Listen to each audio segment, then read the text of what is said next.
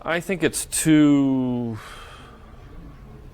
much. To start this review off, I want to do something a little different this time. Usually what I'll do is talk about the thing and go over all the reasons why I think it does and doesn't work, and then at the end I'll state my conclusions and give a number score. This time, I want to tell you all what I rate this film out of 10 ahead of time and then work backwards to try and explain my reasoning. Because Revenge of the Sith is different from the other two prequels. They have their fair share of fans, but it's ultimately not that controversial to have an overall negative opinion on them. I'd say even despite what a lot of prequel fans will tell you, The Phantom Menace and Attack of the Clones are still widely regarded as bad movies. But Revenge of the Sith is the prequel that a lot of people would list as their favorite movie in the whole saga. It's not uncommon to see people debating whether or not it's the better film when put up against The Empire Strikes Back. I don't think Revenge of the Sith is nearly on the same level as Empire, or really any of the originals except for arguably Return of the Jedi, and we're gonna get to those movies one day. But I'm also forced to recognize that when compared to its two immediate predecessors, it's a massive step in the right direction. Where episodes 1 and 2 are overall really bad films with some solid moments peppered throughout, founded on some great concepts and themes, Revenge of the Sith is far and away the best attempt the prequels made to properly convey those themes. But even then, it falters in a lot of areas. The score I'd give this movie is probably no higher than a 5 out of 10, but I want to explain exactly what that means. Because a lot of people have often found themselves frustrated with my rating system, and I feel like a large reason why is just that some of you don't understand what I mean when I give something, say, a 6, for example. A 6 out of 10 is something I would consider a good movie. Not great by any stretch of the word, but it's got a solid plot, the character work is more or less functional, and the themes are properly told without being undermined or betrayed by contradictory events in the story, as with so many bad films. I think for most people, when they say 7 out of 10, they mean it's fine, like a C average, basically. But that's not how I would define a 7. If a movie is a 7 out of 10, that means it's pretty good. A step above what I just described with a 6, but still not great or fantastic or any of those things. So, like, I'd give Raiders of the Lost Ark a 7, and I'd give A New Hope an 8. When I say something is fine, that typically means a 5 out of 10. I understand where a lot of you guys get 7 from, considering the grading system in American schools marks 70% as barely passing, but I think 5 makes a lot more sense since it's smack in the middle of the road. It's not high enough to be good, but it's also not low enough to be bad, or even particularly mediocre. It's mid, as the kids would say. But this is why I wanted to start the video off this way, because I don't want there to be any misconceptions here. There are two very different versions of a 5 out of 10 story, in my opinion. Sometimes a movie is fine because it doesn't do anything particularly great, or even very good, but the stuff that's there works just okay.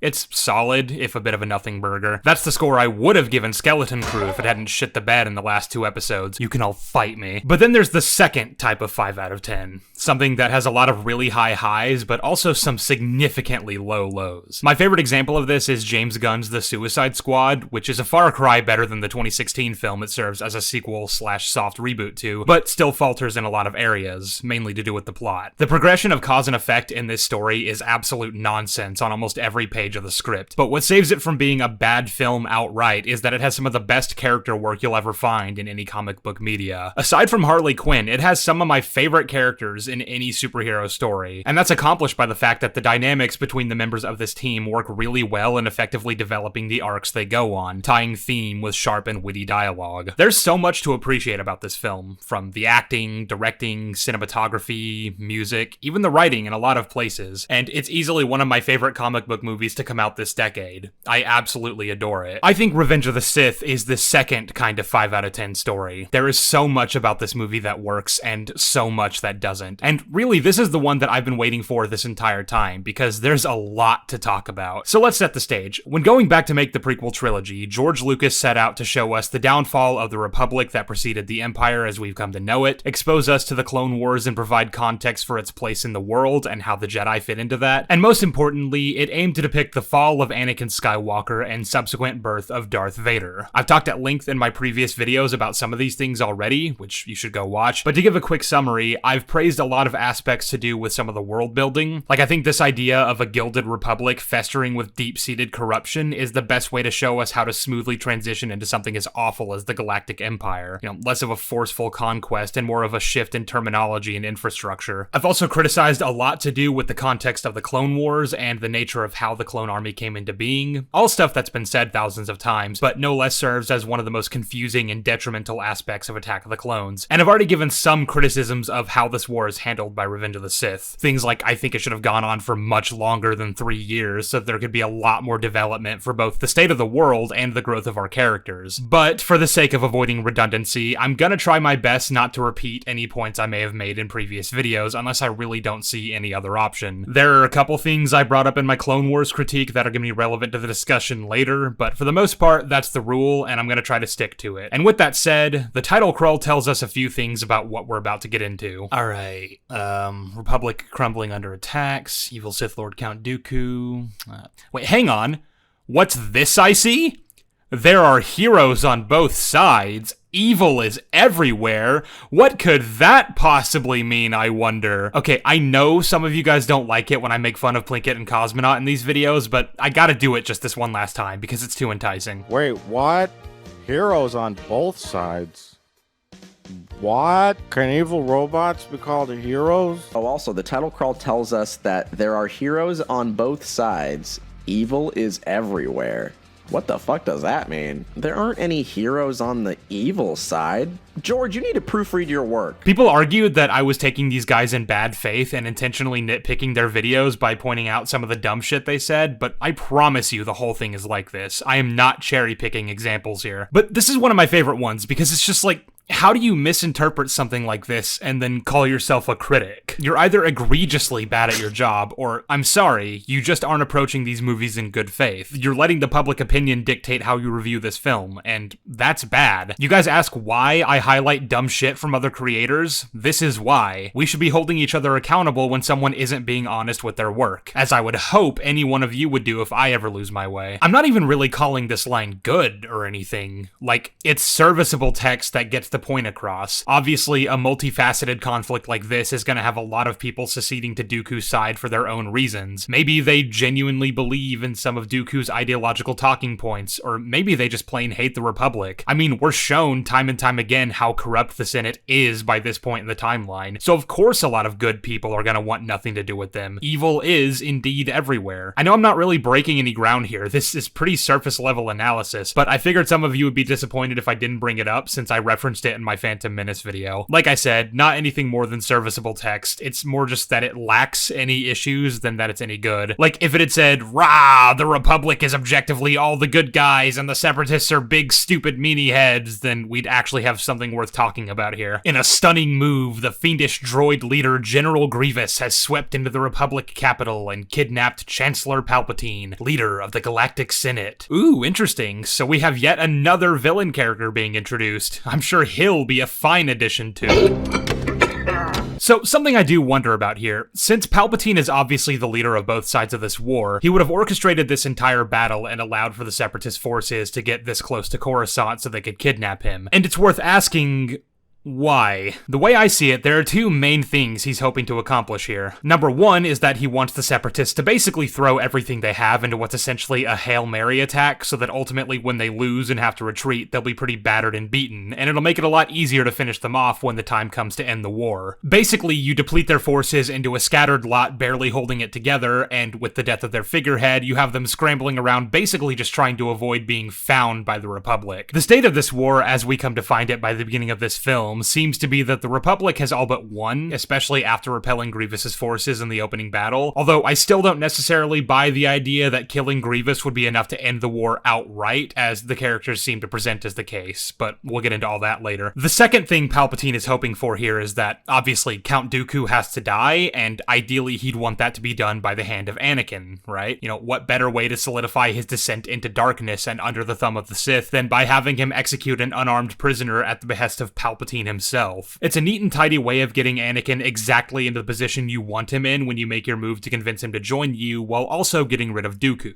who's about to become a bit inconvenient for what comes next. But killing Dooku is something that probably could have been accomplished without allowing himself to get kidnapped, so long as he orchestrated it right. He could just order Dooku to attack the capital and then lead him into a trap or something that blows up his ship. So my question is, do we think it makes sense that Palpatine would put his own life in serious jeopardy just to facilitate Anakin being the one to make the kill? Because Dooku knows Palpatine is Darth Sidious, but the movie seems to be making it pretty clear that Grievous doesn't. So as soon as Dooku's dead, which again is one of the necessary outcomes of this battle for Palpatine, he really doesn't have any control over this situation, and his options are kinda limited. This is a pretty chaotic battle, and he's on the flagship of the one leading the opposition, one which is currently being fired on. I'd argue it's a bit silly that the Republic are attacking Grievous's ship, considering they know the Chancellor is on it, but still. He's on a ship that's being broken apart, running every which way from a madman trying to kill him, and it's not like he can really use his powers to protect himself in combat situations without exposing himself to Anakin and Obi-Wan prematurely, so he has to rely on them to get him out of this precarious situation, which leads to some pretty funny moments where he survives things he really shouldn't be able to, assuming he doesn't have the Force, yet neither of the Jedi seem to pick up on that. And he's doing all of this just to give Anakin the kill and cement him further into darkness. Later on in the film, he seems to be in another situation like this, where he's basically relying on Anakin to pull his ass out of the fire, and that's when he's defeated by Mace Windu. I still think it's debatable whether or not Windu actually won that fight, or if Palpatine was just faking it so that Anakin would see him as helpless and it would force him to act in his defense, but George Lucas himself has always maintained that Palpatine's defeat here was genuine, and I've come around to the idea that that's a perfectly valid interpretation of the scene. But I think the difference here is that Palpatine would have had a lot more control over that situation, plus I kind of think he fully believed he could take on Windu and whatever other Jedi accompanied him, and he was just wrong in his assessment. He overestimated his ability, and it would have cost him had Anakin not done what he did. So the kidnapping plot at the beginning is the only time I can really think of where Palpatine ever placed himself completely and totally in the hands of Anakin to get him out of danger. And I guess I wonder if we think that's in character. I went on for a bit in my last video that while Palpatine definitely wants Anakin by his side when he takes over the galaxy, he absolutely does not consider him a necessity, and ultimately the grand plan is going to come first, which is why, if he seriously thought Padme being assassinated by Jango Fett would somehow mean Anakin never turns to the dark side, but that her dying was the only way to get the war started, he would have let her die without a second thought. Palpatine is obviously a very selfish person, and ultimately his goal is to put himself at the top of the pile, which isn't exactly something he can do if he's dead, can he? So if getting Anakin into a situation where he kills Dooku can only be accomplished by putting himself at incredible risk,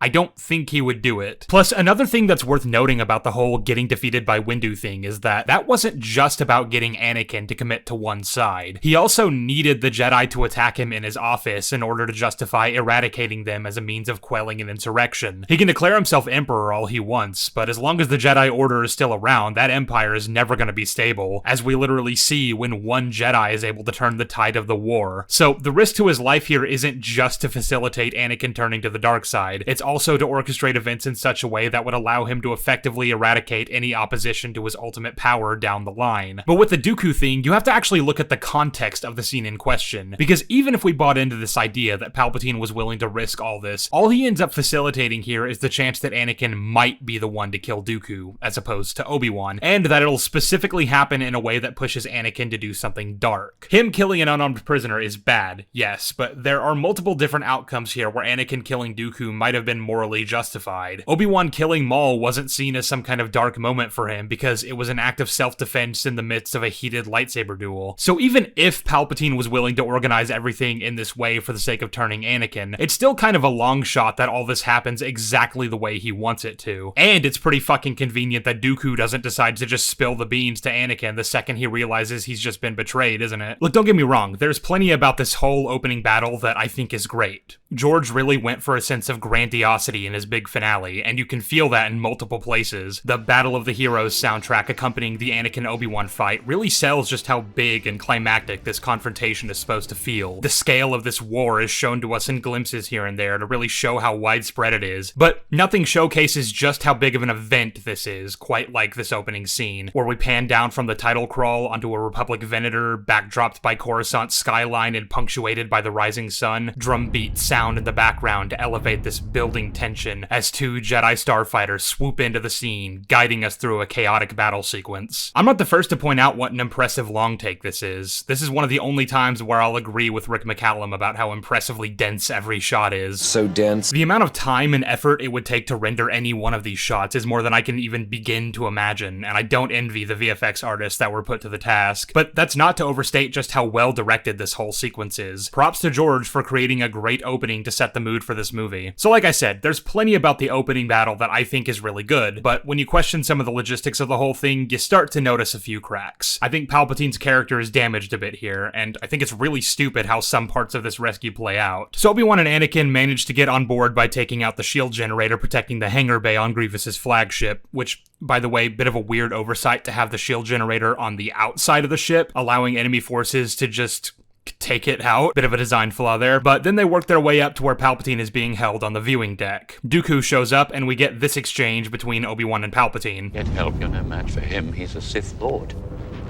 Chancellor Palpatine, Sith Lords are our speciality. Now, I talked about this in my last video, but just to reiterate, I find it pretty disappointing that they just have the Jedi and the Chancellor acknowledge the fact that Dooku is a Sith, for a few reasons. I don't think it's post hoc rationalization to say that the Jedi shouldn't have any reason to conclude Dooku is one just because he uses a red lightsaber and taps into dark side powers, even though the nuances to do with things like Dark Jedi aren't really ever addressed in any of the films. But it makes a lot of sense that they would just assume Dooku is exactly what he claims to be, a former Jedi Master who saw the corruption in the Republic and decided to do something about it, even if it took him down a dark path. And then that would lead to some of the ideas I presented in the last video about the division among Jedi ranks that could have been explored in these films, but which is entirely wasted. But I'd also go even further and argue that them knowing about this presents some serious world-building issues as well. Because there was also that inconvenient little scene where Dooku told Obi-Wan about the fact that the Republic was currently under the control of a Dark Lord of the Sith called Darth Sidious, which the Jedi at least didn't dismiss outright as nothing more than a lie to sow division between them and the Senate. If the Jedi were to take his words as true, then them knowing Dooku is also a Sith would mean they should know that the war is being run by the Sith and that they're playing both sides. They're in control of both factions. And I mean, this is all stuff we've been over before in various other videos to do with this era, because there are a lot of moments where it really seems like the Jedi should have pieced together what was going on and just safely recused themselves. But many people have argued that it's really not as simple as that once they're actually in the thrall of it. Sure, it sounds good on paper to say, well, if the Jedi know the Sith are playing them, then they should just sit the war out, but that's a lot more complicated when you try to put it into actual practice. The war effort would utterly collapse if they were to withdraw. They'd become an enemy of both factions, so no matter who comes out on top, it's just not that simple. But I'd argue if we're talking about making the best of a bad situation, then this is that. If you know the Sith, who are the ancient enemy of the Jedi, I might remind you, are behind the whole thing and are manipulating every facet of the conflict with you caught right in the middle of it, then I just don't buy that it wouldn't be the best outcome for them to simply find a planet away from it all and hunker down there until the war is over. We just got finished talking about how Palpatine deemed Order 66 necessary because if there were enough surviving Jedi at the time he established the Empire, they would pose a serious threat to him. So I just don't accept the idea that they didn't want to do that because the Republic would be mad at them. Like, oh fucking well. And the thing is, I'd even potentially accept that Dooku's words shouldn't necessarily be enough to sway the decision-making of the Jedi Council just by themselves, because, again, he could very well be lying to make them paranoid. But it's also a major plot point in this movie that their relationship with Chancellor Palpatine is at an all-time low by now. They think he's overstepped his bounds by securing more and more emergency powers throughout the war, staying in office long after the natural expiration of his term, and by prolonging the war for much longer than the Jedi seem to believe necessary. But with Count Dooku dead,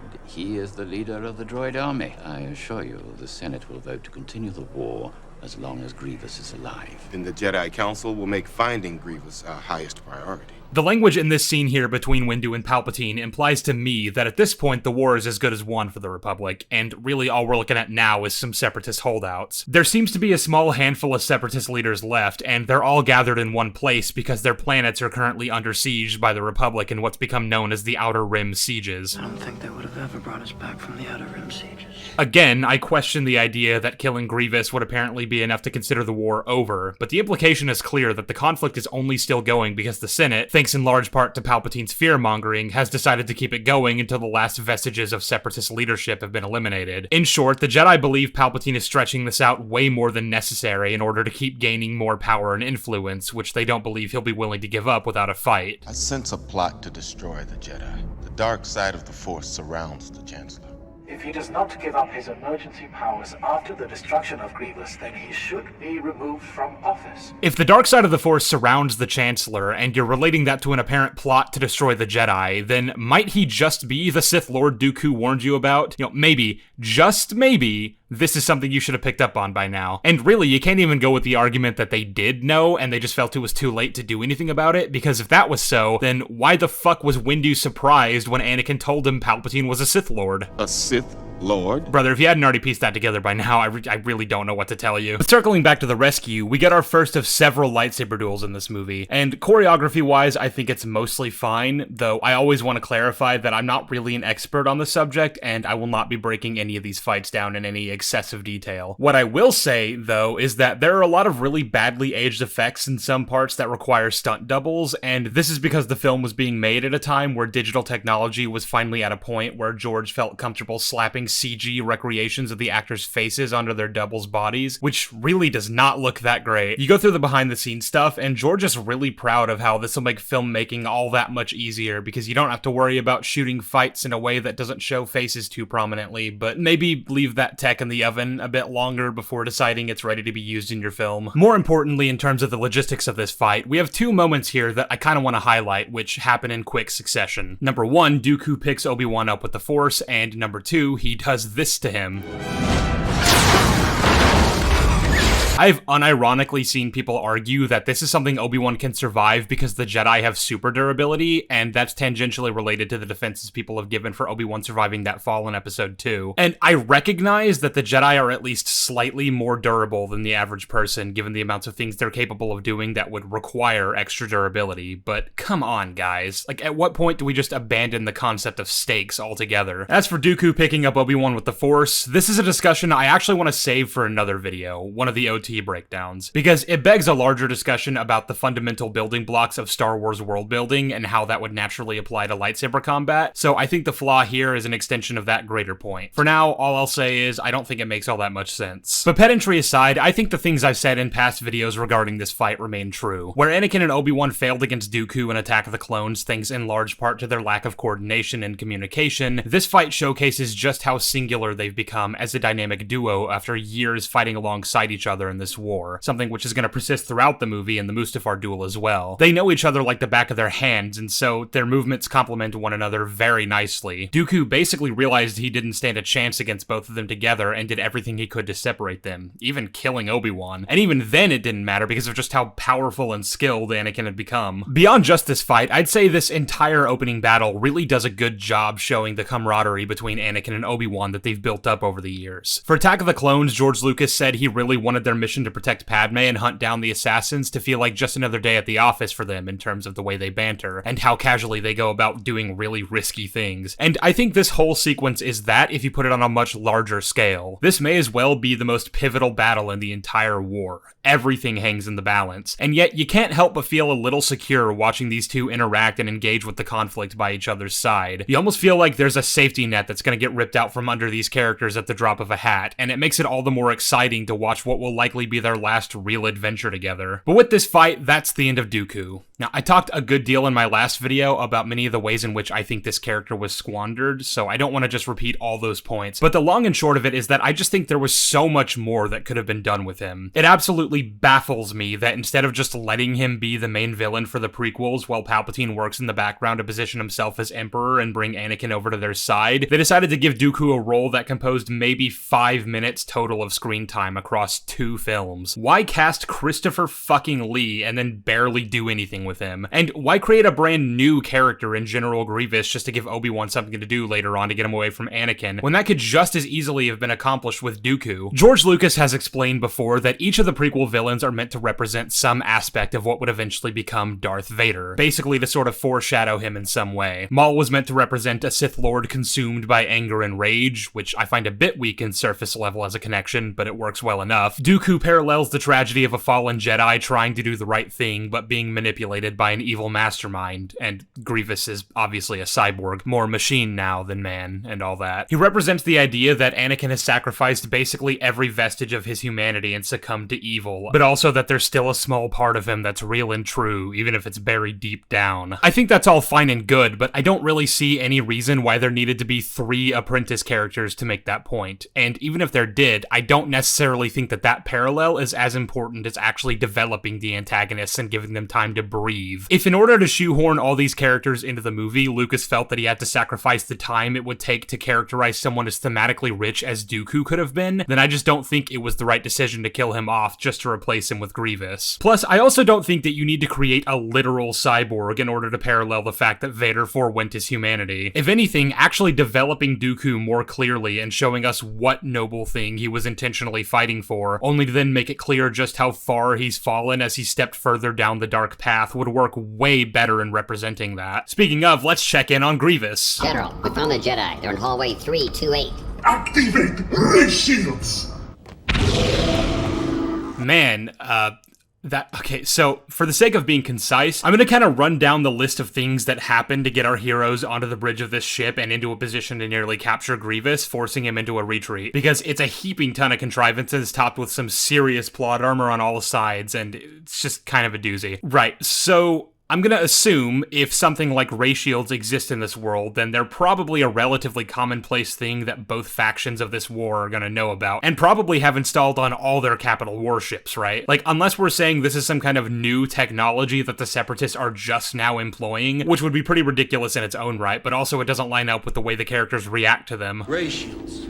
Wait a minute. How did this happen? We're smarter than this. Man, I really need to start using that clip more. Anakin identifies the ray shields immediately, and the annoyance in Obi-Wan's reply gives off the impression that this is something they would have known about and should have anticipated, which... yeah, you should have. The ray shield doesn't even cover that much of the hallway. You guys could have just kept to the sides rather than running down the middle of the fucking corridor and you would have been fine. And I don't even get why this was an element they needed to introduce into the movie, since a few seconds later they get surrounded by a bunch of battle droids and Magna Guards. So it would be a reasonable enough thing to say they realized they weren't a match for that many and decided their best bet was to surrender. Although, with that in mind, I also don't really understand why Grievous is leaving the Jedi alive here. Like, Palpatine I get, obviously, since he'd make a good bargaining chip in the likely event that Grievous needs to make a getaway. Or, I mean, you'd think that anyway, but it doesn't really seem like the Republic forces are all that concerned with Palpatine's safety, so I don't know. But I don't see any reason why he needs Anakin or Obi-Wan. But the plot armor gets even worse. They're escorted to the bridge, and I want you to take note of how many droids are in their security detail after the scene transition. Because, again, there were a lot of droids surrounding the Jedi and Palpatine when they came to arrest them at the ray shields, and I understand that not all of them are going to be necessary or practical to fit inside the bridge, so I'm not saying they should have all accompanied them in there. But you'd think Grievous would have assigned more than 5 B-1 battle droids to guard 2 powerful Jedi Knights and their extremely valuable hostage, right? It's not exactly like these fuckers are meant to be all that much of a threat to the Jedi, as we see them being mowed down casually throughout this whole trilogy, and even earlier in this very sequence. You know, Jedi cut them down like they're butter. And they really are pretty useless. The reason they wrote it this way, of course, was to make it a lot more believable that Anakin and Obi-Wan were able to get free and turn the situation in their favor, sending Grievous on the run, and we're gonna get into the logistics of that in just a moment. But that really only reinforces the point I'm making here, that the Jedi could easily have broken free, so it's stupid to only put 5 droids on them, one of whom is a commander and isn't even holding a blaster, so really only 4 droids if you get right down to it. And that's another thing. Why didn't the Jedi just quickly take care of their droid escort and slip away well before ever making it to the bridge if they so easily could? Right now, their immediate priority is to get the Chancellor off the ship. Let's see if we can find something in the hang of it that's still flyable. So, destroy the droids and continue trying to do that. All these little contrivances pile together in order to facilitate a scene that I don't really know is all that necessary, but it at least gives us an excuse for a little more action in our big opening, and to show off these cool new droids wielding melee weapons. Look at that, they stay upright even when you cut their heads off. Isn't that neat? Well, they don't really do anything else for the rest of the movie, but it's cool that they're slightly harder for the Jedi to take down rather than the rest of the droids they've been mindlessly mowing through these last few movies. I also like this little detail that Obi-Wan was clearly surprised by the fact that the Magna Guard could do that, which is yet another implication that he and Grievous have never encountered each other before this movie. I mean, they're basically meant to be his personal bodyguards. We only ever see them with him, so unless they're a brand new thing right off the conveyor belt, then you'd think someone who's fought the guy like 7 times in the last 3 years might have encountered 1 or 2 at some point. Anyway, Grievous seems to realize that this is was not going in his favor, which I don't really know what else he expected by giving all his battle droids a coffee break at the same time, but that's management for you. So he decides to make a break for it. You lose, General Kenobi. I was initially going to criticize basically this entire sequence because something about it smells like bullshit, but then we'd have to start breaking down the logistical strength of the material used to make windows in this world, and it definitely can't be glass given that this is the vacuum of space, and that just wouldn't work. And all that feels a bit too pedantic, even for me. So instead, we're going to skip past all that and just say that as a result, he's able to get to the room with all the escape pods and jettison them all at once from his own pod. And this forces Anakin and Obi-Wan to have to pilot the ship itself down onto the planet, which is going to prove a rather difficult task considering, like I said earlier, the Republic have been continually firing on it for the duration of this battle with apparently no regard whatsoever for the Chancellor's safety, and now it's broken in half and is rapidly descending down to Coruscant. I'm just imagining a scene where some admiral got taken out back and shot in the head after this battle concluded. But despite the Republic's best efforts, the Jedi are able to more or less safely navigate the ship down onto a runway until it loses all momentum and stops, bringing this opening sequence to a close. Another happy landing. So let's take a step back for a second. In terms of how this battle actually played out, I have a few thoughts. At the film's opening, we were kind of thrown right into the thick of it and had to catch up with the chaos and calamity around us and our main characters, which is by design, and I think it was very effective in showing just how huge and bombastic this whole thing is meant to be. The sheer scale of this thing is basically incomprehensible, and that's represented by the fact that there's all sorts of visual noise playing out in the background of any one shot that implies 1,000 different things happening all at once. But when it comes to actually trying to work out how the battle played out, the film doesn't actually give you all that much. It uses it as a backdrop for what's ultimately the main point here, the mission to rescue the Chancellor, and that's all fine and good, but it does get a little frustrating that this was supposed to be this big epic battle that effectively shifted the tide of the war, and the best you can do to glean any of that is by inferring it through bits of dialogue here and there. The fact of the matter is, I have no idea what the state of this war is without doing some serious guesswork based on what some of the characters have said, and I did a bit of that earlier already, so I guess the Separatists have effectively lost this war and are now doing everything they can to avoid being captured by the Republic. That's definitely the implication we're given based on how Grievous and the Separatist leaders move around in the wake of this battle, but there aren't really any scenes that explicitly tell us that information. And that's interesting, considering how many scenes here are devoted to having the characters sit around and talk about the current state of affairs. And again, it really seems like the reason everyone is treating this like the Separatists have all but lost is because Count Dooku is dead. They've cut off the head of the snake. But I don't necessarily know if that means the Separatists as a movement would die out. Maybe as part of his and Palpatine's design, Dooku was kind of baked into this organization in such a way that without him it would basically fall apart. I don't know. What I think is more important, at any rate, is talking about the immediate ramifications of this gigantic battle that took place right above Coruscant skies, which is to say,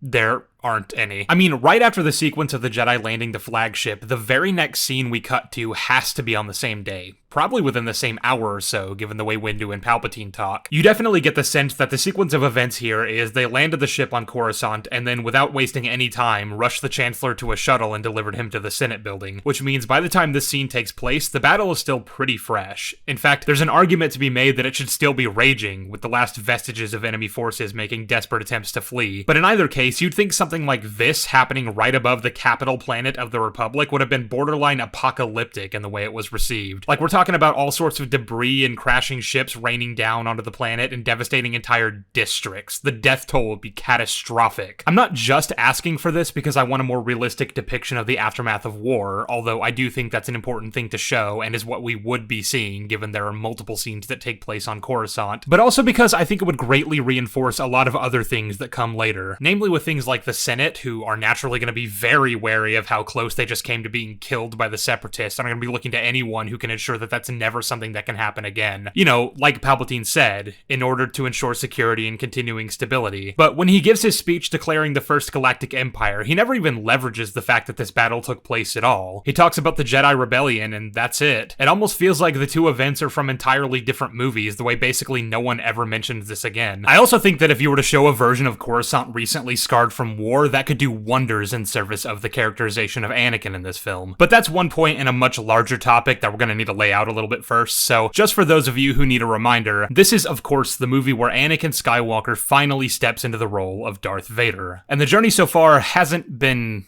great. There's effectively no setup for it at all in The Phantom Menace. I guess because Anakin was still a kid and George felt like it was a bit premature to be sowing seeds of his eventual descent, which I don't necessarily agree with, but what are you gonna do? I think it's neither here nor there anyway, since, as I've said by now in at least a few other videos, they definitely should have made Anakin a bit older in that movie, and then there could have been a lot more work done in establishing some of the underlying anger and resentment that would eventually inform his fall from grace. But since we don't get any of that, Episode 2 is really where the bulk of that setup is, and even then, it's really not that much. Like, yeah, we get a few things to work with, Anakin's general frustration toward Obi-Wan and the larger Jedi Order that's been building up for years, because they don't always seem to recognize what he can do, and of course, there's the big one, which is that they don't pay any credence to the visions he was having about his mother and never loosened his leash enough for him to go to her until it was too late, which resulted in, well, this scene. I keep having to remind myself that it's apparently a hot take to say this was bad, but yeah, this was bad. And it's basically the only bit of real Vader-esque stuff he does throughout the entire film, so I'm happy with it. Shmi's death will of course also heavily inform Anakin's views on death and his own limited abilities to prevent it from happening to the ones he loves, which is going to play a major role in the actions he takes in this movie that lead him to becoming Vader. So like I said, there's some stuff to work with. I just wish we had more going into the final piece of the trilogy. So starting off episode 3, we have Anakin at a point in his life where he's been a Jedi for a decade and change, and in that time he's grown extremely powerful, as evidenced in the way he handled Dooku, and as expected given his nature as the Chosen One, and all that that implies. By the time we meet him here, we find that his relationship with the Jedi Order is strained. Any of the faith the higher-ranking members seem to place in him in the last film is entirely gone, and that's thanks in large part to the close relationship he has with Palpatine, of whom the Jedi have grown distrustful. I would imagine Palpatine has also been doing anything and everything he can to stoke those flames whenever the opportunity arises, just to sow further division between them. And in fact, that's exactly something we see happen here when he appoints Anakin as his personal representative on the Council, a unilateral decision that he's apparently allowed to make, but one which the Council themselves clearly don't like. Anakin is sort of caught in the middle of this vitriolic back and forth between them and the Chancellor, in that they'll play ball to keep the peace, but will still try to make sure it's on their own terms. So while they grant Anakin a seat on the Council, he does not receive the rank of Master, as is typically expected to be the case if you're at this rank. Anakin is of course already really young for all the things he's accomplished thus far. You know, for comparison, Obi-Wan in The Phantom Menace is 2 years older than Anakin is in this film, and he was a Padawan until the end of that movie. Obviously, there's a degree of wartime necessity that elevated Anakin to knighthood so quickly, but the fact remains that his journey as a Jedi has been very fast-tracked. He started way later than most and ended up on the Jedi Council younger than anyone else has ever been. To be on the Council at your age, it's never happened before. Despite these advancements, I would still say it's clear Anakin feels he's being held back by those above him. I mean, yes, he's on the Council, but only because it's what the Chancellor wanted, a sentiment clearly not shared by Yoda or Windu. And yes, he's a Jedi Knight, but only because there's a war raging, and they need all the help they can get in elevating the positions of their Jedi adepts into stations that are cleared to lead an army of clones. That, plus raising the next generation of Padawans, but for reasons that I feel should be obvious, we're going to be operating under the assumption that Ahsoka doesn't exist for the duration of this assessment, and I think that's for the best. Having it be that the Jedi entrusted Anakin with a student of his own when he was barely 19 years old is doing no favors in the way of his general feelings of aloofness. He feels the Jedi don't trust him, and,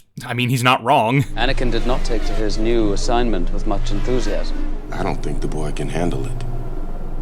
I don't trust him. But what does this all mean for Anakin's characterization? Well, I've brought this up in previous videos, but I think the Revenge of the Sith novelization does a much better job at properly contextualizing Anakin's motivations in a way that the movie itself sort of fails to do. But I also recognize that, and I feel like a broken record saying this because it applies to so many things about this trilogy, the pieces are there, and we're gonna try to connect them. Right after the Battle of Coruscant, Anakin finds out that Padme's pregnant with what they assume is just one child, because I guess ultrasounds don't exist in this universe. As far as the general timeline goes, the movie itself never gives us anything concrete about how long Anakin has been away from Coruscant by this point, so I'm guessing it couldn't have been any less than about 8 months, if that. Just enough time for him to get Padme pregnant, but for said pregnancy to not have been made apparent to Anakin by the time he left for the Outer Rim campaign. I know that doesn't entirely line up with third-party sources, or seemingly with the Clone Wars TV show, but that's precisely why we don't account for those in these videos, isn't it? Anyway, Padme obviously wouldn't have told him about the pregnancy while he was away. That's a great way to distract him and cause him to slip up in the heat of battle, so this is the first time he's hearing about it.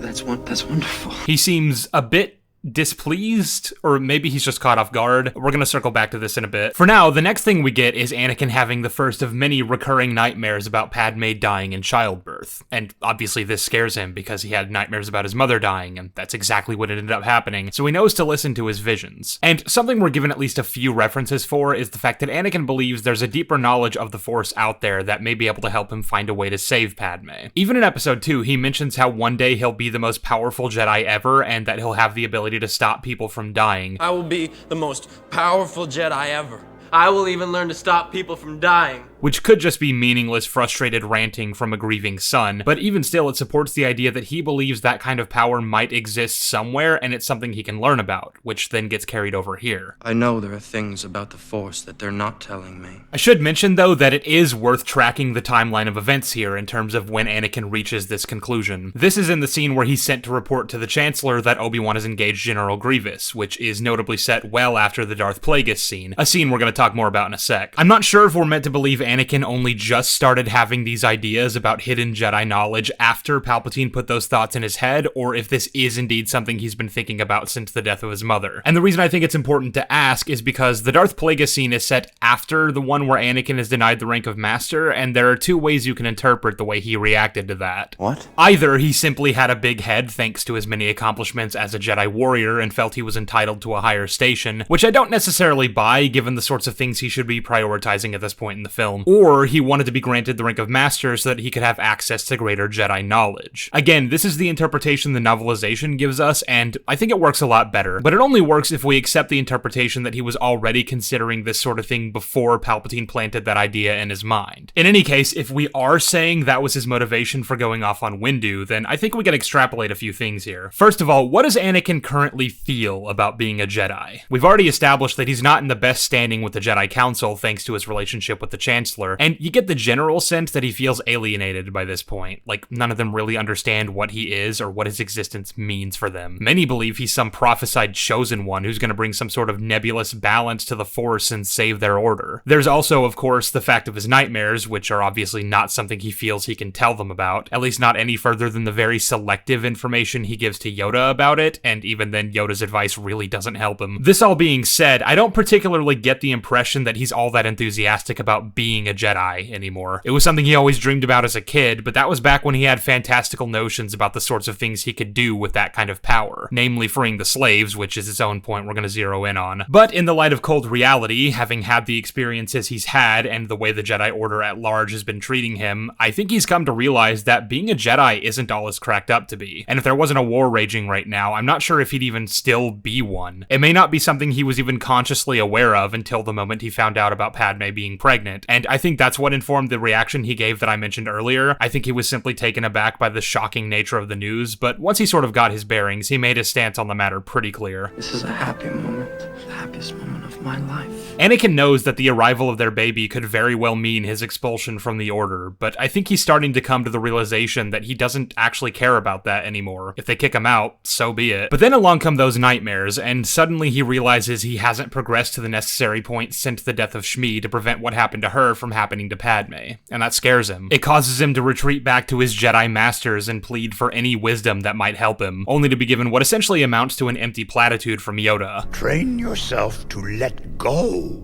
of everything you fear to lose. Then suddenly here's Palpatine with a story about a Sith Lord who knew how to save people from death, which is a bit coincidental on Anakin's part that you might think would at least cause an eyebrow raise, but I've actually always defended the fact that this speech doesn't set off any alarm bells for him. I mean, it's going to take a lot more than that to convince you that someone you've looked up to as a father figure for 13 years is trying to subtly manipulate you, so this is fine. The larger point here is that we're given all the references we need to draw the conclusion that Anakin's frustration with the Council for not granting him the rank of Master is specifically rooted in the fact that it's going to hinder him from seeking the necessary knowledge to save Padme, which is something that Palpatine is then able to use to his advantage. I've even argued in the past that he's the one who put the visions in Anakin's head to begin with, which explains why he simply knows about them despite having not been told. Some people push back on that assertion, but to be honest, I feel like it would make a lot less sense if it was just that the Force itself sent those visions right at the exact moment Palpatine needed him to worry about saving Padme's life. That's pretty convenient, and I'm not sure how Palpatine could have possibly easily predicted that if it wasn't something he was in control of. But anyway, the references are all there. I just wish they were connected a little better. The way Anakin's characterization reads in this film is that it's a bit directionless, because the few bits that we have that inform his frustrations toward the Jedi are few and far between. Plus, even with all that in mind, I don't really think that, coupled with his motivation to save Padme, is enough on its own to push him all the way into darkness. Mainly because, as I went over at length in the last video, the relationship between Anakin and Padme isn't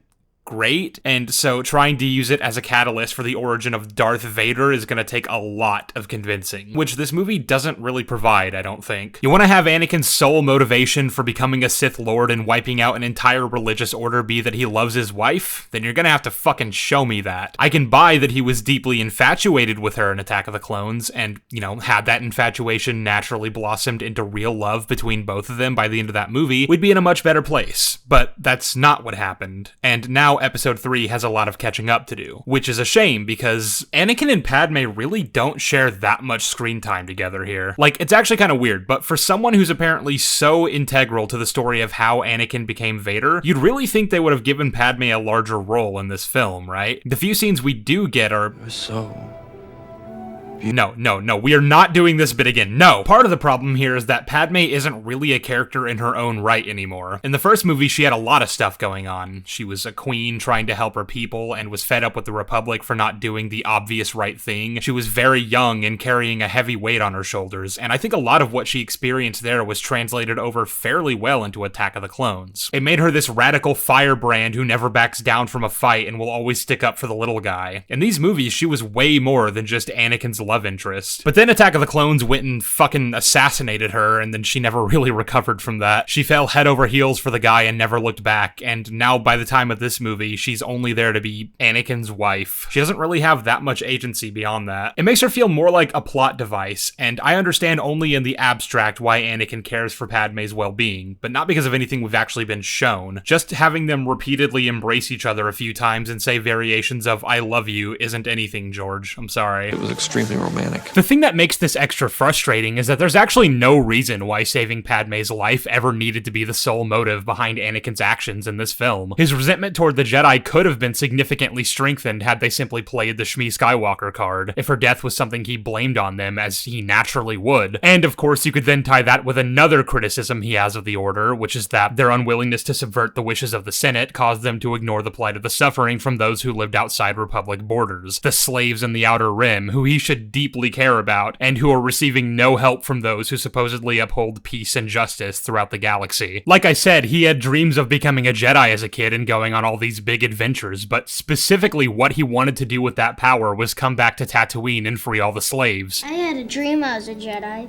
I came back here and freed all the slaves. It's what he assumes Qui-Gon is there for initially, and even says he doesn't believe him when Qui-Gon insists that he's not. You'd really think that his traumatic past is going to be something that majorly informs a perspective in Anakin that things need to change with the powers that be. A republic that allows atrocities like this to happen right outside their arbitrary lines in the sand is a republic not worthy of preserving, and that's an argument that Palpatine could easily make to him. The Jedi allowed his mother to die, and they allowed slavery to exist, all in the name of fighting for corrupt bureaucrats sitting on their cushions and only concerning themselves with what they could do to better their own positions. And of course, there's the fact that Vader in the OT is all about bringing order to what he perceives to be a chaotic galaxy, so you might think Palpatine might leverage the existence of the Clone Wars as a way of showing Anakin the only way to stop something like that from ever happening again is to make sure that any future seeds of rebellion are crushed before they can ever sprout. There can never be another separatist movement if you tear the insurrection out from its roots before it ever grows out of control. Tying this back to the argument I made earlier about how we should have seen the devastation following the Battle of Coruscant, that could have been something Palpatine can easily point to play on Anakin's fears and sense of righteousness. Look at this scarring, look how close everything came to unraveling. Do you really want that to happen again? I mean, hell, even connect that back to the Padme stuff if you really want to. Look at how close the war got to Padme's doorstep, how easily she could have died had we not beaten back the Separatists just by a hair, how easily the baby might have died. But we get none of this. There's so much more to Anakin's Anakin's character, so much more to that of Darth Vader, and it's just kind of insulting to reduce it down to he lost his wife and it made him sad. As a result of all this wasted potential, the only conclusion I can really come to as far as how Anakin is characterized across these 3 films is it's pretty lackluster. Like, again, I can't say there's nothing there to work with from what Revenge of the Sith actually gives us, but I don't think it's enough. And unfortunately, it leaves us in an awkward position where it feels rushed and half-baked when he eventually pledges himself over to Palpatine. And let's talk about that scene. So for context, in case you guys don't remember, and let's be honest, you all do, Anakin finds out Palpatine is a Sith Lord when he goes to his office to inform him that Obi-Wan is located and attacked General Grievous. At which point he directly tells the Chancellor that he's gonna go to the Jedi and tell them everything. I don't know why he felt the best option available was to leave the Chancellor unmonitored right after saying he was gonna report him to the Jedi rather than simply calling Windu and telling him to bring every Jedi he can spare, but that's what happens. Windu then tells Anakin he needs to wait in the council chamber until he's been sufficiently dealt with, by which I mean he kind of just grabs a few of the nearest Jedi Masters and decides that'll be enough backup. And we get a scene that I actually think is genuinely great, where it's just Anakin sitting alone with nothing but his thoughts, dwelling on what's about to happen and struggling with what its outcome is going to mean for him and for Padme. My one and only gripe with this scene is that they felt the need to play this audio. You do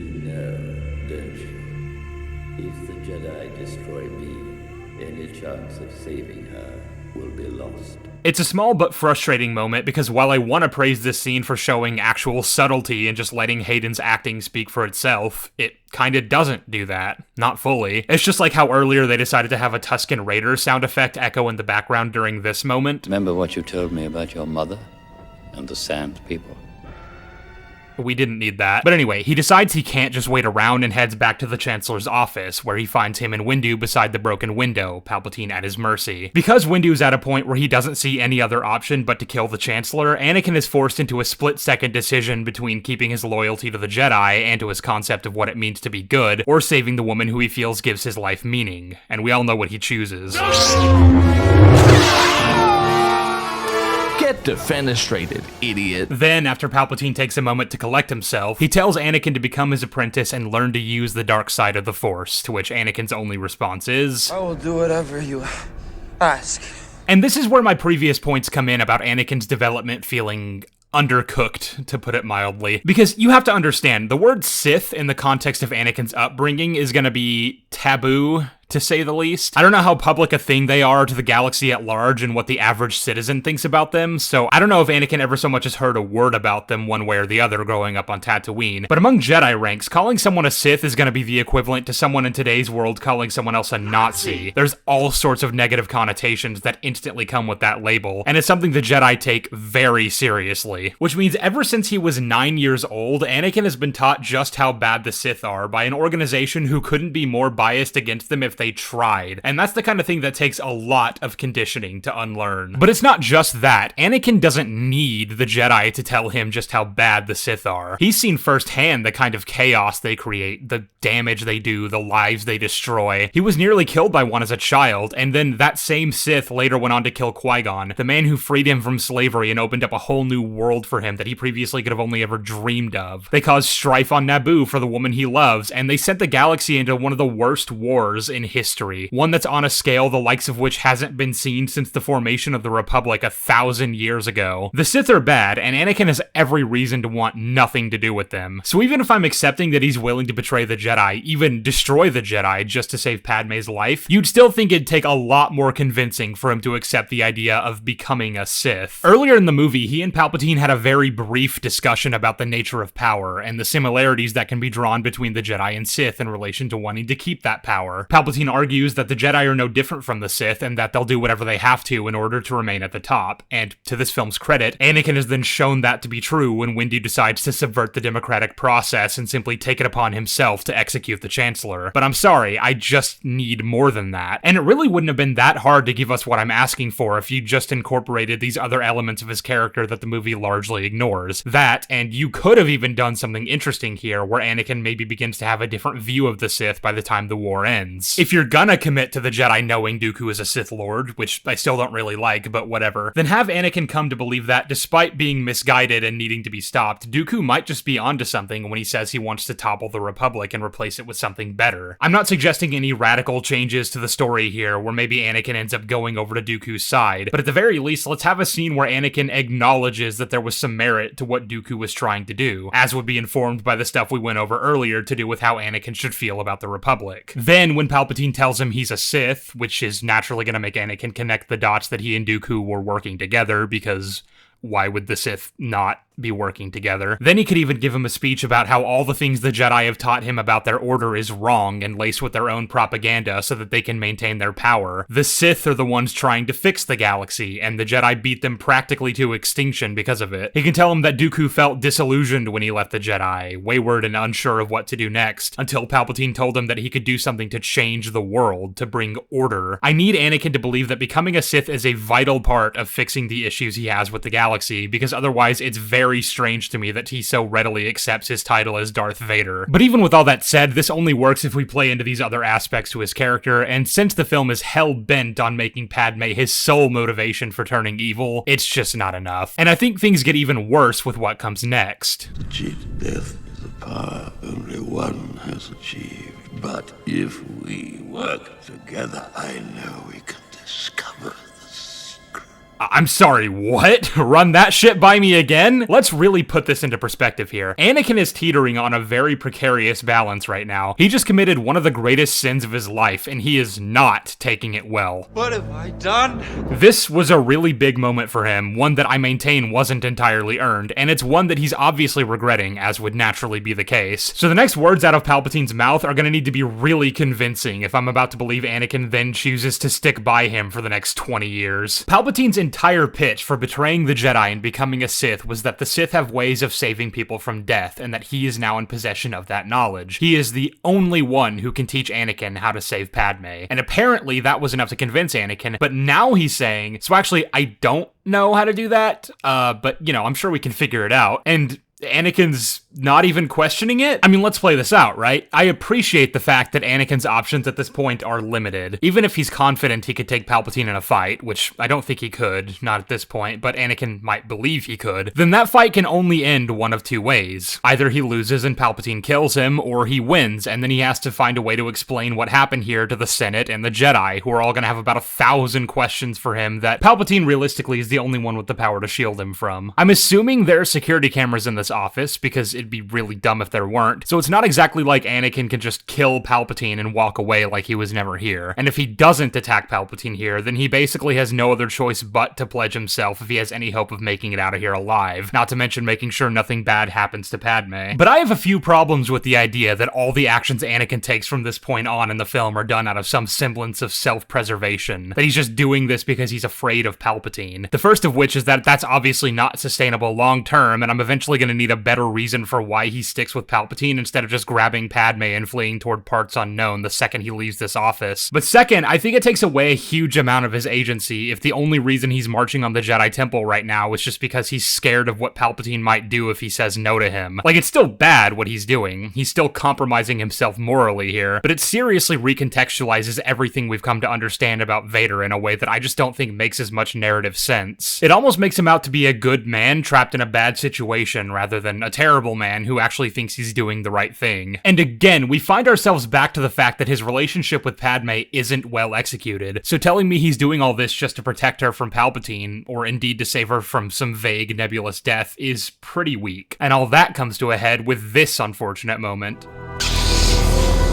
Even if every other aspect of Anakin's character were informing his development right now, I just do not believe this is an action he would take. Maybe a version of him decades down the line if he thought it was necessary to crush the rebellion. I mean, there were a lot of kids on Alderaan, but not here, and not now. He should be trying to round the younglings up so they can be rehabilitated and given new homes after all is said and done. If you want to have the children die, have the clones do it. Because I have to again stress that this is at a juncture where Anakin is still very on the fence about all of this. or at least he should be, and it's not going to be until a bit later where I'm able to believe he's drunk enough on the dark side to condone actions like this. I mean, hell, even after killing the Separatist leaders, he cried, and those guys are a much easier pill to swallow than a bunch of innocent children. Now, as for why Vader would choose to stay with Palpatine following the events of this film, despite the fact that he clearly lied to manipulate him, I think the answer is pretty simple, and it's one that works just fine. At that point, Padme is dead, the Jedi are gone, and the Republic is now an empire. Palpatine may be a piece of shit, but he's also the only person Vader has left. And even if he wanted to, he doesn't believe he's in any position to, given the fact that he's crippled. Over the years, of course, he does get a handle on his cybernetics and becomes a force to be reckoned with. One who almost definitely could defeat Palpatine if he really put his mind to it. And in fact, that's sort of what we see at the end of Return of the Jedi. But why would he want to? He's just not in the kind of headspace to try to kill Palpatine by the time of the original trilogy. And that's something I want you all to keep in mind when we eventually get around to talking about those movies, namely Episode 6, because it'll be extremely relevant to things like the throne room fight. But anyway, that's the reason why I think Vader sticks around with Palpatine after all is said and done, and I felt like that was worth mentioning because I've seen some people take issue with it. You know, if his entire reason for becoming a Sith Lord was to save Padme and she died anyway, why would he keep being one? I should stress that I still think we need all those other components to Darth Vader to better flesh him out in this film, and it would do a lot to add to why I think it makes sense for him to keep serving Palpatine, but I tentatively would say the other stuff I laid out is sufficient. But that's the main stuff to do with Anakin's characterization, and Padme's for that matter, because like I said earlier, there really isn't anything else to her other than being Anakin's pregnant wife. So I want to shift focus and talk about the war in a little more depth, because we've gone over it a bit, but there's a lot to say about the intricacies of this vast, complicated, galaxy-spanning conflict, and I think it's a damn shame that these movies barely do anything with it. And since I brought this up a couple times already, I guess the best place to start would be with the fact that the characters in this film act like the deaths of Count Dooku and General Grievous would be enough to end the war. And I'm not sure I buy that, but we're gonna lay it out and see if it can make sense. Because I acknowledge that since this is a war entirely manufactured by Dooku and Sidious, they could have easily rigged it in such a way where the power structure of the Separatist movement was built so that with Dooku dead, there's basically no real leadership that can right the ship in his absence. Yes, there are the Separatist leaders like Newt Gunray, Wat Tambor, those guys that Grievous is constantly moving around. But as we're explicitly shown, those leaders aren't exactly doing too hot right now. Their planets are all under siege, they're constantly having to move around from planet to planet just to stay one step ahead of the Republic. They're pretty vulnerable. And on top of all that, they're not exactly leadership material. Like, I really doubt Newt fucking Gunray is about to step up to the plate and try to salvage this movement. And even if he did, I don't exactly get the impression anyone would follow him. There are naturally going to be a lot of interested parties and factions on this side of the war who have one reason or another to want to secede from the Republic. But if their government was structured in such a way that it was dependent on Count Dooku to keep them all unified, then it makes sense that with him gone, theirs isn't a movement that will survive. There'd be a lot of infighting, and what was once a collective of people united under one banner would quickly become sub-factions doing what they can to hold out. I suppose you could call those the seeds of what would eventually become the rebellion and really tie the whole saga together, which is something later material does in spades, but Revenge of the Sith itself doesn't really seem all that interested in that, and that's largely because this movie likes to simplify the hell out of this conflict. I kinda jokingly talked earlier about the heroes on both sides line in the opening crawl, but it is absolutely true that this is obviously going to be a very complex conflict, and it's nice that this film acknowledges that. It's just unfortunate that this is basically the only time that it does. And I get it, I do. Obviously they didn't have all the time in the world to devote to showing the ins and outs of this war while also dealing with the main drama of the story. And in past videos I've already beaten you all over the head with the argument that it should have started in the first one and been a factor throughout the entire trilogy, so I won't get into all that again. But these movies very much treat the Clone Wars like a thing happening in the background while the main characters deal with things that are barely related, if at all. I guess you could say a good chunk of Obi-Wan's plotline in this film is dealing with the war effort, but only because the writers needed him off Coruscant to get him away from Anakin during the real main plot of the movie. It honestly feels like the entire mission to kill Grievous is incidental, because if the Separatists are effectively broken without Count Dooku leading their effort, then I seriously doubt General fucking Grievous is going to be the one holding this all together. It's honestly kind of insane that the film presents it as though the Senate would seriously consider the war still in effect just because Grievous is out there. And the only thing I can really do for that is just assume that that's thanks to Palpatine's fear-mongering, which is something we never really see until his declaration of the Empire. I've gone over this in the past, but I really just don't think it was a good idea to make the Senate this shapeless, nebulous collective of background noise who don't really have any agency beyond what any given character says they think about certain situations. Because I think if you're gonna have a character fucking declare that 25,000 years of democracy are just gonna go ahead and stop and I'm in charge now, then these thousands of senators who each represent the interests of entire systems and monarchies and other ruling classes aren't all just gonna accept that with thunderous applause, no matter how popular Palpatine is said to be with them. This is something that could have been a bit more thoroughly explored had they actually given Padme a character in this film, and bothered to leave in that subplot from the deleted scenes where she and a bunch of other senators grow weary of how much power he's obtained and try to see about getting him to revoke them at war's end. I'm not saying that would be a perfect solution, because even with those scenes, it's not really much, but the point I'm making is that it would go a long way in making the factions at play here feel a little more realized, and it would lend a little more credence to the heroes on both sides line. And evil is everywhere, since obviously there's going to be a lot of senators who don't have the best interests of the people in mind, and who actively work to subvert Padme, Bail, and Mothma because it's more beneficial to them to stick to the winning side. If you had this and the stuff I mentioned earlier about the inevitable separatist holdouts who are going to continue fighting even after the war is declared officially over, then you could even tie these things together in a way that really shows the seeds of the rebellion on all fronts. Maybe even give us scenes of Padme and co negotiating secretly with separatist loyalists who only broke away from the Republic because they saw its corruption for what it was. I also think it's worth saying that even if you want to make the argument that they simply didn't have time to incorporate all these elements, and we obviously can't go back and change the previous two movies to help build on these ideas ahead of time, I still don't really buy that, because I don't see a single reason why Revenge of the Sith couldn't have been well over 3 hours long if they really wanted to. This is meant to be the grand finale for the whole saga, right? Why not pull an Endgame and make it longer than the average Star Wars film? Then you'd have more time to develop a lot of the things we've gone over already, and you could spend a little more time actually entrenching us in the war. Then again, I say all that, but there is that elusive 4-hour cut of this movie everyone's always talking about that's supposedly sitting in some Lucasfilm archive somewhere. And here's some of the people behind the scenes tell it. Said cut had the opening battle sequence clocking in at over an hour long, which is insane and completely unnecessary. 20 minutes of that shit was messy enough. I can't even imagine how much shittier that version of it would have been. And that speaks to the idea that even if he had allowed this movie to be longer than normal, George still wouldn't have used that time effectively. But just accepting for the sake of the movie that killing Grievous would be enough to end the Clone Wars, that obviously makes finding him the highest priority of the Jedi right now. We're shown in scenes where the Council is discussing the war effort that they're spread pretty thin right now, with a lot of the Council members not even physically present and appearing only as holograms, something we never really saw in the other two movies where things were relatively more peaceful. It's to a point where even Yoda is being called away to deal with one of the many ongoing crises, leaving the Jedi Temple particularly understaffed and vulnerable right now. I do wonder if Palpatine orchestrated the attack on Kashyyyk specifically to get Yoda off-world for the moment where he reveals himself as a Sith, because Yoda does volunteer for that mission specifically because of his apparent good relationship with the Wookiees. I'm not putting it past him that he would do that. It seems like something he could arrange. I'm just saying that would need to be the case. Otherwise, it's pretty convenient for our boy Sheev that he managed to get Obi-Wan and Yoda both off of Coruscant at the same time to enact his plans. He needs Yoda away so that when Windu inevitably tries to kill him, Palpatine won't have the two most powerful Jedi double-teaming him, and he needs Obi-Wan off-world so he can get his hooks deeper into Anakin. Which does raise a similar question I have about that. Did Palpatine have any way of ensuring that Obi-Wan would be the one assigned to go after Grievous? I'm not saying it makes no sense that Obi-Wan would be the one to send for the mission. He's a Jedi Master and a Council member, and he's been fighting this war for years now. He's gonna have plenty of experience with this sort of thing, so I'm not doubting that the Jedi would think him capable. I just mean it seems entirely possible that those exact qualifications go to literally any other Jedi Council member who's physically present at this meeting. Anakin gives this line, "The Chancellor has requested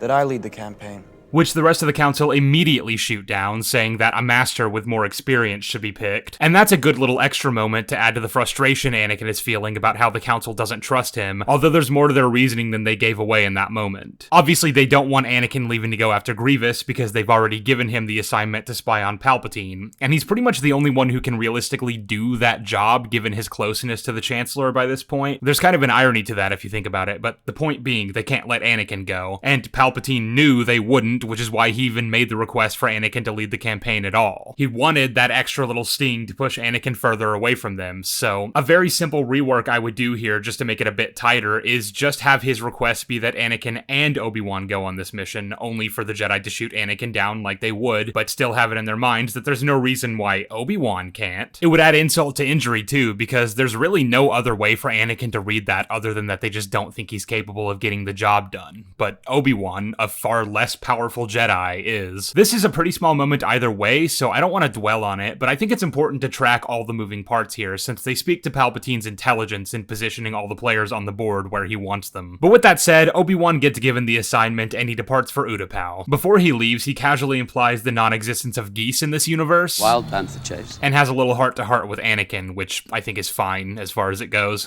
It is sad to know that this is the last time the two will ever see each other as friends, and it mainly consists of Obi-Wan trying his best to level with Anakin and treat him like an equal, something Anakin always yearned for in Attack of the Clones. Anyway, let's talk about Obi-Wan's plan to kill Grievous, because it's fucking wild. He gets to Utapau and talks to, this guy. Oh my god, that's Bruce Spence. And is tipped off to the fact that Grievous is here, is holding them hostage, and is closely monitoring them. He then returns to his ship to relay the message to Commander Cody, and then through means that I'm still not really sure what we're meant to believe happened here, pulls a little stunt where he somehow gets out of the cockpit of his starfighter before it takes off while the Magna Guards are actively watching him. I don't know how the fuck he did that, but it allows him the maneuverability to sneak into Grievous's operations center on the back of an extremely loud dinosaur chicken thing. Once he has Grievous in his sights, he jumps down to greet him in what's become one of the most iconic moments in the whole saga. Everybody is good. Wait, hang on, that's the wrong one. Hello there.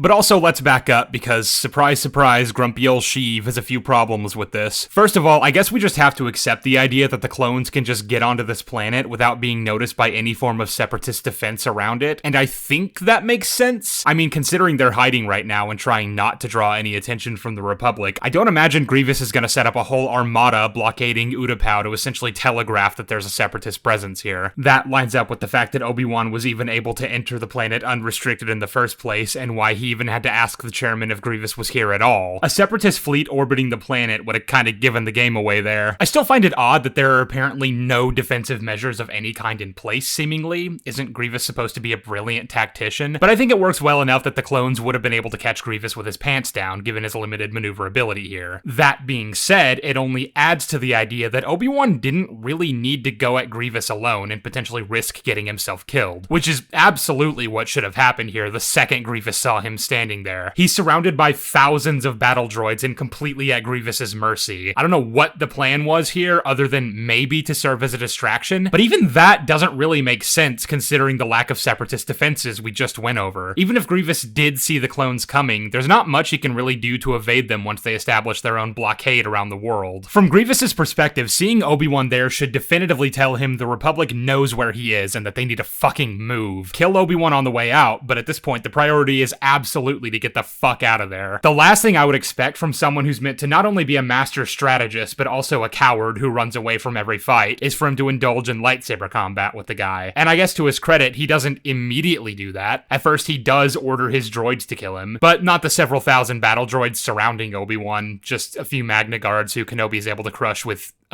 this thing. And then Grievous decides, fuck it. Also, if Obi-Wan could have just done that, why not just do it to Grievous from up there and then make a fucking run for it? That does kind of raise a related question I have about how Grievous, who doesn't have the Force, would ever stand a chance against a Jedi or Sith who can just ragdoll people around, as shown earlier. But that's connected to that larger point I wanted to say for the original trilogy analysis about the fundamental building blocks when introducing a concept like the Force, so I don't want to get into it here. And like I said, I don't generally intend to go in depth talking about the fights in these movies, so I'll skip to the end result, which is that they end up on a landing platform where Grievous had a ship parked in the event he'd need to make a quick getaway. It sort of devolves into a fist fight, and then Obi-Wan gets thrown to his fucking death. Miraculously, gravity itself bends in his favor, allowing him to hang onto the platform, pull a gun, and shoot Grievous in the chest, marking the end of this totally worthwhile and well-realized character. I said in my last video, and touched again on it earlier, that there was literally no reason for Grievous to be a character in these movies, and that his whole role should have just gone to Dooku. They functionally serve the same logistical purpose in the story as the guy spearheading the separatist movement who, once killed, will effectively cripple the opposition and signify the end of the war. So, I even mentioned last time how if you want to play it out in such a way that Anakin is the one who kills Dooku and you keep that payoff, you could easily just make it so that he escapes Obi-Wan and makes it to Mustafar with the rest of the separatist leaders. Or maybe Order 66 goes down during their fight and Obi-Wan suddenly finds himself too distracted by his clones to chase after Dooku. A thing I considered while going back over this part of the movie was, what if Obi-Wan had failed to kill Grievous here? How does that factor into Palpatine's timeline of events, and would it have played out the same had it been Dooku? As it stands in the film, Palpatine went ahead with telling Anakin he was a Sith Lord even before ever getting confirmation that Grievous was dead, which tells me that the outcome of the Utapau battle wasn't nearly enough of a concern to stop him from enacting his plans. And that makes sense to me. Like I went over earlier, there's all these moving parts in play in terms of who is and isn't on Coruscant right now, and Palpatine has a pretty small window to move in if he wants to keep it that way when the Jedi attack him. So yeah, while it probably would have been annoying for him had Grievous escaped to Mustafar with the rest of the Separatist leaders, it doesn't seem like that would have affected whether or not he chose to make his move against the Jedi. If worse came to worst, I guess he would have just had faith in Vader's ability to deal with Grievous, and I don't necessarily see any reason why it would be any different if it were Dooku. Yeah, I guess Palpatine would have rathered Anakin kill him way earlier in his timeline, but assuming Dooku had survived Coruscant, I don't necessarily believe Palpatine would have just not gone through with converting Anakin to the Sith. And since this rewrite is operating on the idea that Grievous just never existed, Dooku would have to survive the attack on Coruscant to keep the war going on long enough for Palpatine to complete his plans, so I think all that tracks well enough. But with Grievous dead, that's effectively the end of the Clone Wars. I mean, the only real loose end to tie up is rounding up all the Separatist leaders, which shouldn't be too hard for the clones to do, seeing as they were all still in the room with Grievous when Obi-Wan showed up, and his battalion arrived only a few minutes later. Oh, what's that? They somehow made it off-world and all the way to Mustafar? Did the Republic not establish any kind of blockade around the planet in order to intercept them? Really? Well, I asked that rhetorically, but then again, that's something we're actually shown later when Obi-Wan is able to escape to space so easily after Order 66, so yeah, that's canonically just what happened here. Bit of a tactical embarrassment on Obi-Wan's part, I'd say, but I suppose it ended up working out for him, so that's neat. Now, in regards to Order 66, I'm gonna go over this pretty quickly because I don't really want to rehash a lot of the arguments I've made in the past about why I think the inhibitor chips are a good thing and that they actually make more sense than what's established here, which is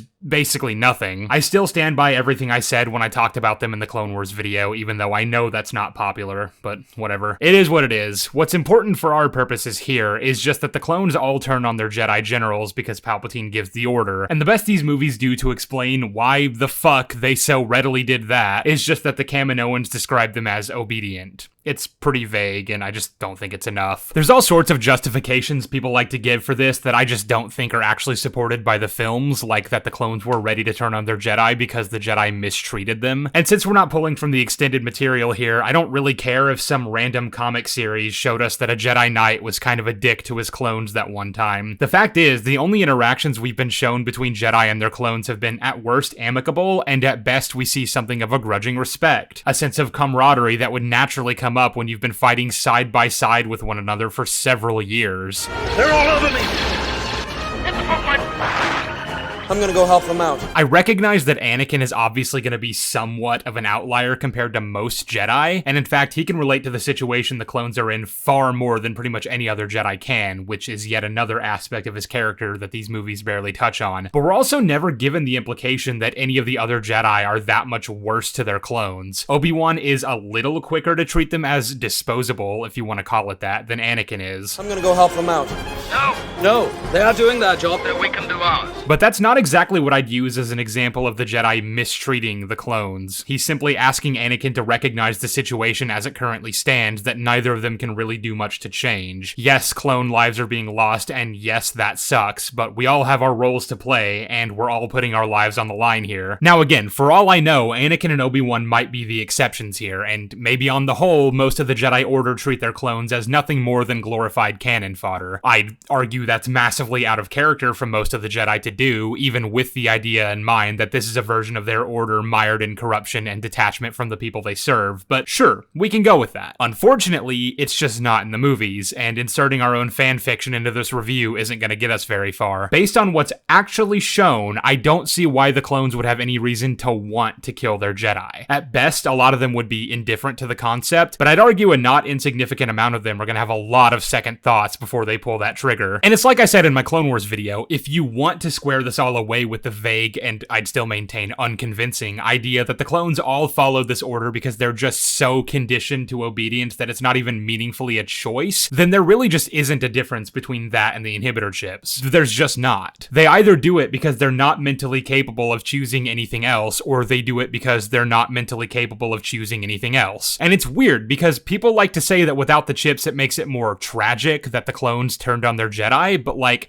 I don't really see how you figure that if the clones didn't choose to do it. And that is what we're saying here, make no mistake. If the clones couldn't have reasonably chosen to disobey because of their brainwashing, then they absolutely did not choose to betray their Jedi. That choice was effectively made for them, just like with the chips. But also, I don't buy the whole tragedy thing anyway, because for that to really have an impact, we need to actually have developed dynamics between the Jedi and their clones. And we just don't. Like, yeah, I mentioned Anakin and Obi-Wan have a little bit of a camaraderie with their troops, but not nearly enough for me to feel heartbroken at the part where Commander Cody chooses to fire on Kenobi. They interact a few times, they seem to get along generally well, and they even have a little banter, but that's about it. If you want me to be convinced that this was a really difficult moment for Cody, you need to actually show me that it was, and the movie doesn't do that. In the scene in question, he's actually pretty casual about it, all things considered. And that's with Commander Cody, who at least has some interactions with Obi-Wan that we see beforehand. The rest of the Jedi shown during the Order 66 sequence don't even have that. So while it makes me a little sad for Ki-Adi-Mundi when he looks so bewildered in this moment, it's not exactly like any of these characters and their relationships with each other were deeply explored or anything. People often say that the Order 66 sequence is only impactful if you've seen the Clone Wars show and understand these Jedi characters better, and I don't necessarily think that's true. I think the film does still manage to give it some emotional weight, thanks in large part to the musical accompaniment, but I will say I feel a lot sadder about watching Plo Koon get blown to hell by his clones after watching that show. We're just clones, sir. We're meant to be expendable. Not to me. All these things are without even getting into some of the larger world-building reasons for why I don't think Order 66 makes much sense without the inhibitor chips. Like how I don't think it's in character for Palpatine to entrust such a monumental task as wiping out the entire Jedi Order to an army he doesn't have full autonomy over. Because at the end of the day, they're just people who can apparently make their own choices. I don't care how many promises the Kaminoans made about their strict and total obedience. If there's a way of ensuring that the clones don't get a choice in the matter, he's gonna take it. I guess if we're saying technology like the inhibitor chips doesn't exist and Palpatine has no other choice but to trust that the clones will obey, then fine. But at that point, I'm gonna question why he didn't just commission an army of droids for the Republic. But even more importantly than that is the point about how I just don't think you can have it to where all the clones know what Order 66 means without the Jedi finding out about it, for a lot of reasons I listed off in my Clone Wars video. I've said before that I want to, at some point, do a video concentrated solely on the chips so that I can have a place to point to and say, go watch that, without making you guys sift through hours of long-form reviews, and so I can say everything that I feel needs to be said about them that I didn't mention in my Clone Wars video. One of which has to do with a particular bit of lore from the expanded universe that's supposed to justify why the Jedi do know about Order 66 and apparently are cool with it, called the 150 Contingency Orders. But I don't want to get into that here because it's a thing from the extended material, and I'm sure you guys are sick to death at this point of hearing me repeat the line, I'm not taking that into account. So I want to just briefly go over it in terms of what the movies tell us, which is, again, nothing. The best we can do for explaining how the clones understand the meaning of Order 66 when it's given is that it's simply a directive instilled in their training, which either means it was a bill passed by the Senate when the war was in full effect and the Jedi should have heard about it through that, or it was something the Kaminoans taught them and then kept secret from the Jedi throughout their entire business relationship with them, which seems unlikely. Nor does it seem likely that the Jedi never found out about it anyway from one of the millions of clone troopers, even if the clones were told not to reveal that information to the Jedi. And again, it doesn't seem in character for Palpatine to leave it up to chance that the clones would all keep their mouths shut. But even if we assume that they did, that still leaves the Senate, unfortunately. Because officially speaking, the clones were ordered by a Jedi Council member on behalf of the Republic, which means it's an army that belongs to the Republic, but the Jedi are going to have some say in their directives since they ordered them and are actively leading them into battle. If Order 66 is an order that Palpatine has unilateral authority in issuing, and I think it makes enough sense that he has that authority given his emergency powers, that's going to be something that the Senate has to know about. The clones don't answer only to the Chancellor. They answer to him insofar as his authority reaches. And if the Emergency Powers Act grants him the necessary authority to command the extermination of the entire Jedi Order, that can only be because it was approved as part of said emergency powers, so the Senate would have to know about that. And if all the senators know about it, then it's fucking insane that the Jedi never hear about it. Unless you're saying that they did know, in which case, No, actually, just fuck you. It's better to just say they somehow didn't know, even if that makes no fucking sense whatsoever. The whole point of what makes this such a tragedy is that it was something the Jedi couldn't see coming until it was too late. Part of Obi-Wan and Yoda's arcs in this movie is realizing all the ways in which they were blind to the Jedi's folly. How if only they hadn't been so detached from the principles they're fighting to uphold, they may have prevented their downfall. That really doesn't work if the Jedi just knew about it, and knew that the Chancellor they actively didn't trust had complete and total control over it. Speaking of Obi-Wan and Yoda, they both survive Order 66, because obviously, and they both end up being helped by Basil Oregano, played by Jimmy Wait.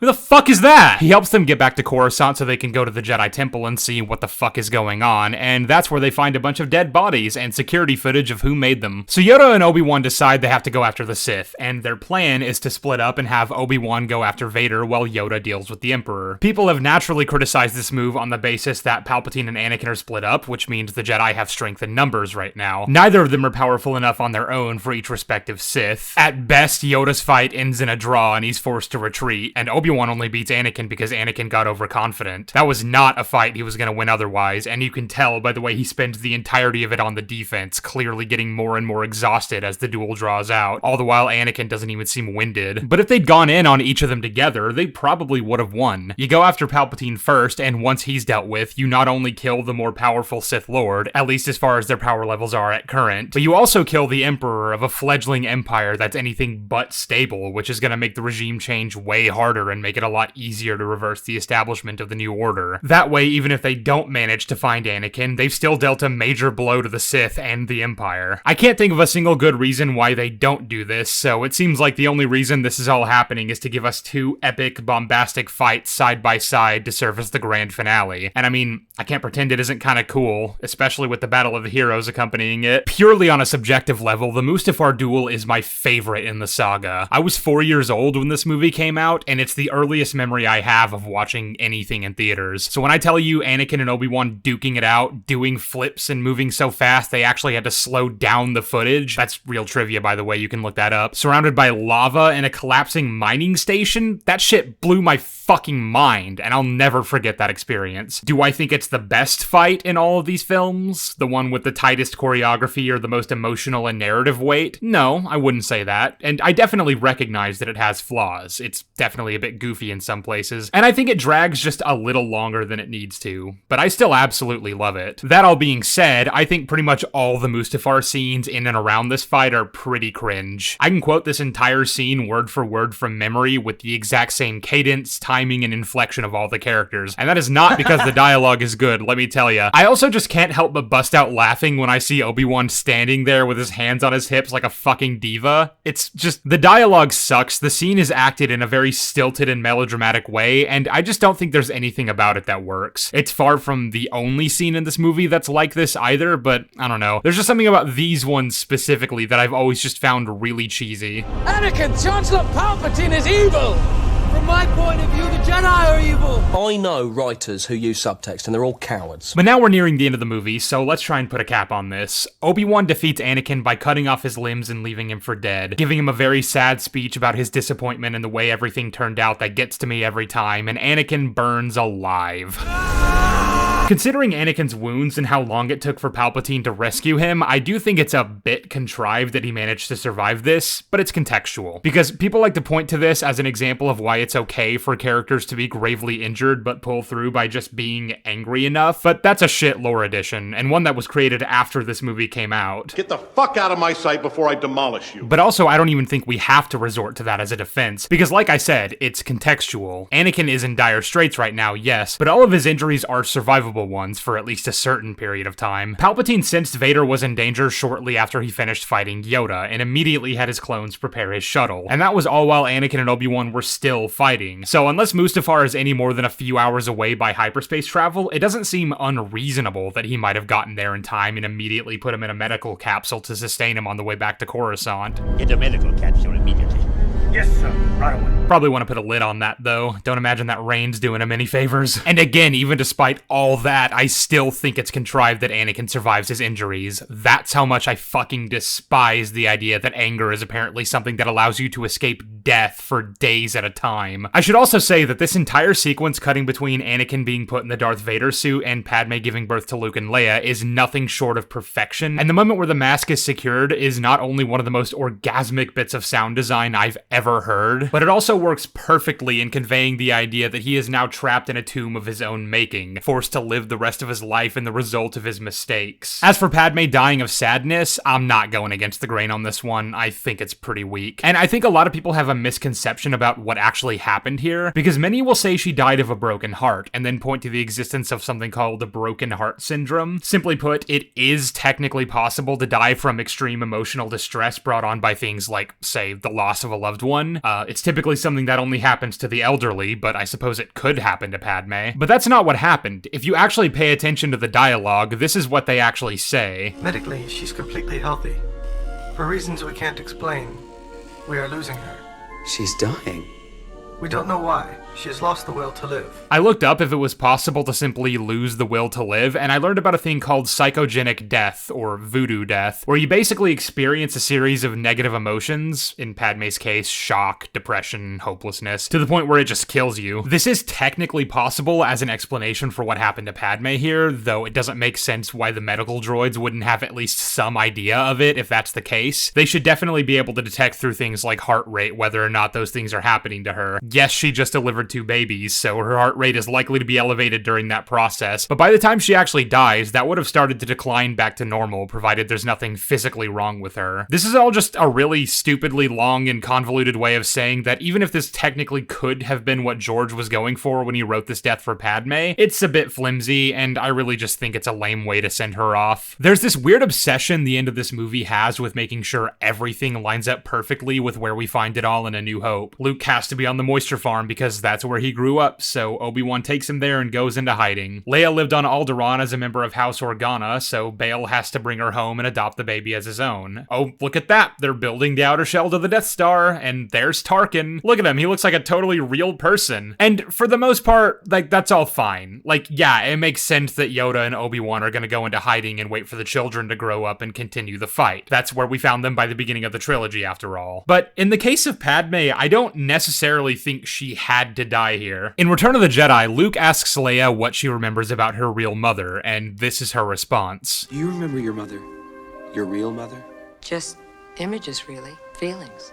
Tell me. She was very beautiful, kind, but sad. This immediately tells us 2 things. One, that Leia knew she was adopted, because if she didn't, then Luke emphasizing real mother should have made her confused by his meaning. And 2, that she actually knew who her real mother was to at least some extent, and had at least a few memories of her, which isn't exactly possible if Padme died when she was 30 seconds old. I guess it's entirely possible that the woman Leia remembers as her birth mother is just some random woman that Bail and Breha hired to pretend to be her, but I don't really see why that would be necessary when they could just as easily have told Leia that it was a closed adoption or something. Adding a real live woman into the mix to pretend to be Leia's mom causes needless risk that the secret will be found out if anyone ever starts looking into her parentage. An interesting thing I think you could do with this that would not only reinforce Anakin's worries about protecting Padme, but also keep better continuity with this moment from episode 6, would be to have it so that Padme got sick with something for which there isn't a cure. That would naturally drive Anakin up the walls in desperation, because if nothing in the known world can do anything to help her, then the only thing that might push back her illness is the achievement of greater power than what he currently possesses, something he can only find if he has access to the Jedi archives, or if not, then something he can learn from Palpatine's Sith teachings. If you do that, then Padme can technically be alive by the end of this movie, but there's the obvious implication that she must have died a few years later thanks to what little we know about Leia's mother in the original trilogy. Maybe after everything went down, Bail took Padme and hid her away on a farm somewhere on Alderaan, allowing her to see Leia, but not telling Leia Leia who Padme really is. Like, maybe Leia isn't told Padme was her mother until years later, or maybe she pieces it together herself, I don't know. I know we have this weird mindset nowadays where a death has to happen on screen or it isn't real, and even then, that's basically a thing of the past. But I'm just saying, we don't need to see Padme die to have confirmation that it happened. And if 15 years later, Disney decided to make up some story where Padme was around in the Kenobi show or something, well, that'd be shit, but it wouldn't be George Lucas's fault, so I wouldn't take it out on this movie any more than I would if they ever do decide to canonize that Mace Windu survived Order 66 and fought Darth Vader post Episode 3 or some stupid shit like that. My point is, this movie didn't need to tie up every loose end, and because it felt that it did, we ended up with this really lackluster send-off to who was once a pretty good character. But with that, we finally reached the end of the movie, and I have some things to say. To bring this back to how I opened the video, a 5 out of 10 story, as I would define it, is one that either has absolutely nothing at all going on one way or the other, and exists in the middle of the road simply because it doesn't dare to do anything interesting, but also never does anything so bad as to make itself offensive. Or it's something that has a lot of things about it that work pretty well, and a lot of things that don't. Revenge of the Sith is the latter of these, and to be honest, I think that describes the trilogy as a whole, as I've continued to say multiple times throughout this series of videos. You have a story about the rise and fall of one of the greatest villains in all of cinema, operating in the foreground of a large-scale war that has the potential to be extremely rich and nuanced. A story about how a strategic mastermind saw the systems in place and orchestrated them all in exactly the right way to achieve ultimate power. And a story about a regime filled with pride who lost sight of their true purpose and who ultimately lost everything because of that. You have a story with all of these incredible elements, and yet the movies are still shit. Why?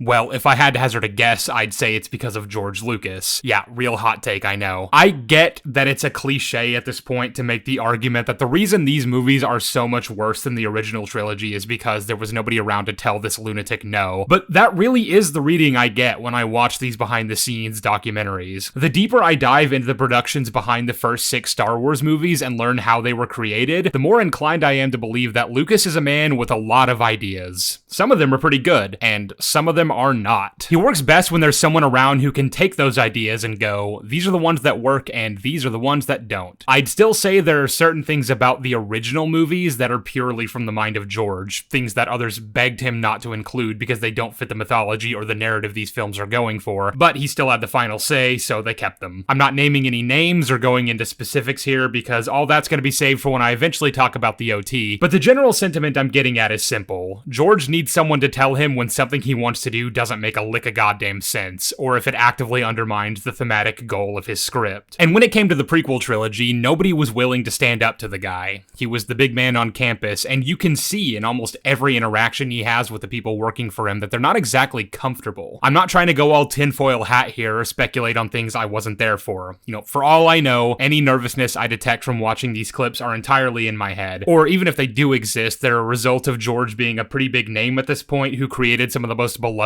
films of all time, so naturally a lot of people are going to be starstruck when in the same room as him. But whatever the reason for it, the point ultimately remains the same. If you surround yourself with people who aren't willing to challenge you artistically, you're just going to end up smelling your own farts. And this is the result. The Star Wars prequel trilogy is the result of one nasty, unfiltered George Lucas fart. Now, for those of you who find it frustrating when I go off on my little tangents about Lucas, I always want to make it clear that I do not believe he never did anything good. Obviously, without him, none of this would be possible. The stories I grew up loving, the good and the bad, are only a thing because this man had an idea and made it into a reality. And when credit is due, I'm always happy to send it his way, which is all stuff we're going to get into when we talk about the OT. But on that note, there's something I need to say real quick. I mentioned this in my Phantom Menace video, but now we're actually approaching the beginning of this journey. For years now, I've been planning to do videos covering each of the sequel movies in 10 years later retrospectives, and believe it or not, The Force Awakens turns 10 this year. So my goal is to have that video done and released by December 18th, 2025. Of course, with how long it takes me to make these videos, I'm not going to have time to jump right on my A New Hope review and then also get the Force Awakens review out by that time, which means the episode 4 video is going to have to wait till sometime next year. And I'm also considering doing 10 years later retrospectives on Rogue One and Solo when the time comes for those, so suffice it to say, the schedule for how I intend to release all these videos is weird. It's going to be all out of order, but don't worry, we'll get to them all eventually. I just wanted to mention that that here so you guys don't think I was skipping over the original trilogy when I put out the episode 7 video at the end of this year. In terms of what comes next, Andor Season 2 released during the process of making this video, and it has taken everything in me to not sideline the Revenge of the Sith critique once again so I can get to work on a review for that, because I have so much to say. The short version is, I absolutely adore it, and I can't wait to gush about it to all of you in my next video. If you haven't seen it yet, or if you haven't seen the show at all, despite my constant yammering about how excellent it is, now would be the time for that, because we're gonna spoil the shit out of it, baby! And then eventually I'll get around to part 2 of that fucking Sony video, but for now, happy thoughts. Happy beats here, buddy. Come on. But that's all I've got for you this time, so doing the usual rounds, plug in all the socials, join the Discord server if you're a true sheevling, and if you want to support me on Patreon or become a member, you absolutely can do that. And as a member, you'll get access to my videos 2 days before everyone else. Isn't that exciting? All the necessary links will be found in the description as always, and remember, don't continue to be a pawn of the Jedi Council! Goodbye!